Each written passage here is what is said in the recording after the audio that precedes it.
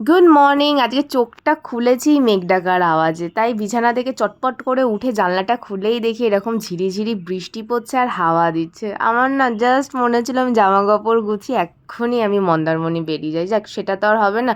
Fresh হয়ে আমি রান্নাঘরে চলে গেলাম, আর প্রত্যেক দিনের মতন যেটা আমি সকালবেলা খালি পেটে খাই, apple cider vinegar, chia seed আর লেমন একসাথে খেয়ে নিলাম। তারপর ভাবলাম আজকে ইলিশ মাছ রান্না করব। তো ইলিশ মাছের অনেক ঝোল গিয়েছে, এবার ভাপা করব।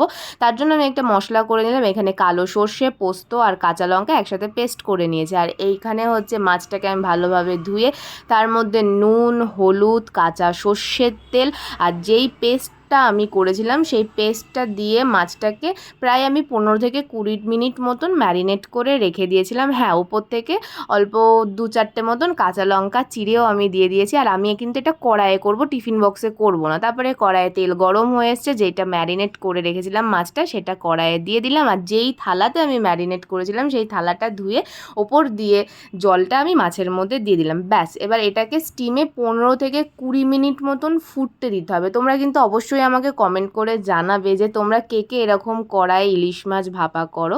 এরকম ফুটে আসলেই নামানোর আগে অল্প কাঁচা সর্ষের তেল দিয়ে মাছ নামিয়ে নিতে হবে। ব্যাস রেডি আমার গরম গরম ইলিশ ভাপা।